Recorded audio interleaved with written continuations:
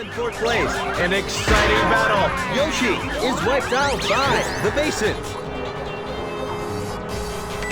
Yoshi picks up points. Hey everybody, welcome back to Video Game Esoteric and our continuing series, the Unported playlist, where I take a look at some of my favorite arcade games of all time that never got home ports. Today we're taking a look at Mario Kart Arcade GP 2.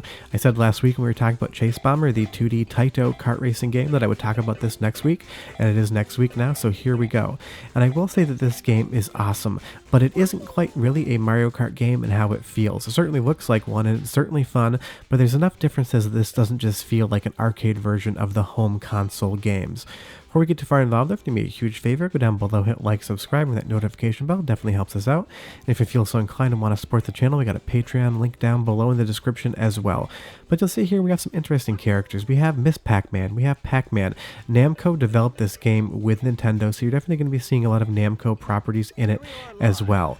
But I mean, right off the top, this looks visually stunning. This looks like a Nintendo game, and it's running on the Triforce board, which is a collaboration between Nintendo, Sega, and Namco. Basically, it's a Wii in an arcade unit, except it's got increased RAM, and if you're Sega, you had it available to run on a GD-ROM disc versus anything else. So it's really the combination of a lot of different hardware, but this is basically like a more powerful GameCube. And how I'm playing this, I'm playing it on the Dolphin emulator. There is a fork of that emulator that works for Triforce games, so if you do want to play this game at home, just Google Dolphin emulator Triforce and you'll find the right files. But you'll see right off the top, things are slightly different. This game has a ton of different power-ups compared to the home console Mario Kart games, and each level gives you different types of power-ups at the beginning. And while this definitely looks and feels like a Mario Kart game, there are some slight differences. You'll see here, I'm trying to drift and it's just not the same. I accidentally just braked there.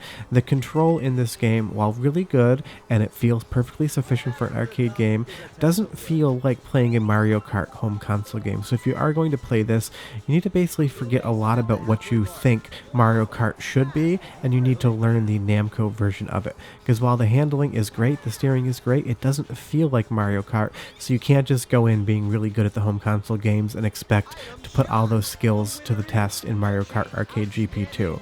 You'll see I took first there, and I will say that this game is relatively easy. If you're just playing against the CPU, losing is really hard to do until you get to some of the later stages where the turns become so sharp that you're just bouncing off the wall. This is definitely set up to play with friends, and usually if you see this in an arcade, there's going to be at least 2 if not 4 cabinets side by side. This was meant for you to go out and play with friends and have a great time. If you're just playing it against the CPU, it's still really fun, but you're not going to get the best use out of it. And you can set this up for multiplayer. It is pretty advanced getting this to run. You have to change some INI configuration files, and if you just Google how to do that, you will find it. But this is not the type of thing where you just click load and it works right off the top. It took me about 20 minutes to get this running. But I will say one of my favorite parts of the game is just how incredible it looks. I love all the 2D cardboard cutouts flying around the screen. It's basically using all of the Mario Universe characters, but in weird and different ways. And now we're going through what looks like Luigi's Mansion right here. So the art style of the game is absolutely outstanding, and I just love that about it. It feels so Nintendo, even if Nintendo isn't the primary developer on this. And it's really interesting that Namco ended up making these games and had that collaboration with Nintendo. Now I will say that you'll see we have so many different stages, and there's 4 tracks in each stage, but they retread a lot of territory, so you might be racing 50% of the same track on stage 2 as you did stage 1, but it'll open up different areas. And that's definitely a cost-cutting and time-saving measure just to make sure that there's a lot of game there for you, but it kind of gets slightly boring when you race all 4 courses in one individual world, because by the 4th race you feel like you're really retreading the same territory over and over again. And this game did have a save feature. You had a card that you could scan into the machine and it would track your progress. So this is something that Nintendo and Namco wanted you to come back to time and time again and continue to play. But it is nice via emulation that you could just pick it up and play it and check it out. And you will see that we have that reticle for aiming. You can log on to your opponents and you can make sure that you're guaranteed a hit. If you throw that boo when it's not red, there's a chance that you might hit your opponent on a lucky bounce, but you'll see there once it's red, you're basically guaranteed a hit. So it makes it a little bit easier than traditional Mario Kart. But there's definitely a lot of things that are missing. See there, I'm just throwing a pie tin which is going to crush my opponent. But green shells, red shells, blue shells, when and if they show up, it is very, very sporadic. And I do like the new power-ups, but I kind of wish it was a mix of new and old. I've never even gotten a banana peel in this game, and that is definitely the #1 item in Mario Kart. But the soundtrack is awesome. Go ahead and listen for about 45 seconds to a minute. I'll come back and tell you more about why Mario Kart Arcade GP 2 is fun, yet totally different than the mainline series. Enjoy! Wario shoots the basin. Missed throw.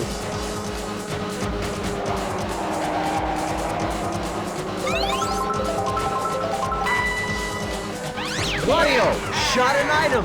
Ms. Pac-Man. Needle Bomb has blown the tires.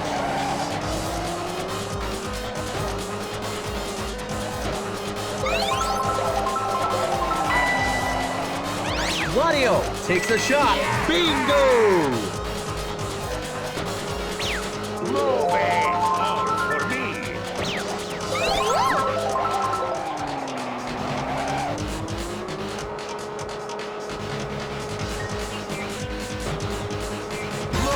The winner is Wario. Massive victory.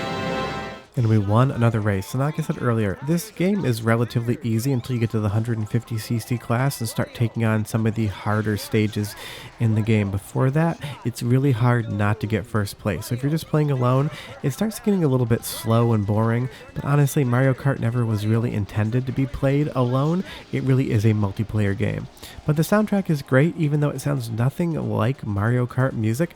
And I'm not sure if Namco had some restrictions on what they were and weren't able to do with the Nintendo licenses, because basically all the music in this game, while really awesome, doesn't sound like anything you've heard before. And you will see there that the stages do change. We're able to ride up on that dinosaur, but I want to show you guys some more stuff, and this is PacMan Land. So you're going to get some stages that feel nothing like a Mario Kart game, because Namco is going to start bringing their own universe into it. And now that we're at 150cc and we're onto a harder stage, you're going to see that you do need to drift around the corners a lot more to maintain your line. And drifting in this game feels totally different than Mario Kart, but once you get good at it, it becomes second nature. You just need to unlearn everything you know about Mario Kart and relearn it in the ways that Namco wants you to play the game.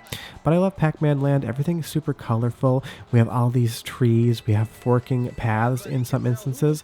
Namco did a really good job of adding things into the Mario Kart universe that Nintendo obviously has never done before.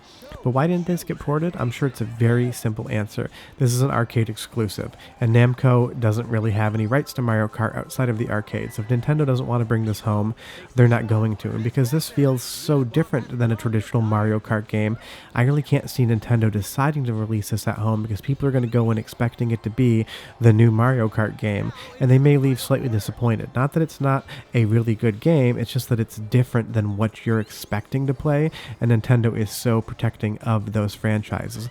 And you'll see there, traditional Mario Kart style, I lost the last possible second. Luigi just passed around me.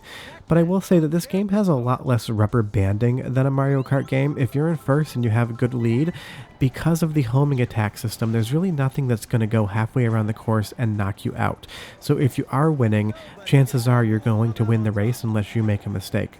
But you'll see here, I will say that the courses get a little bit too tight as the game gets a little bit harder.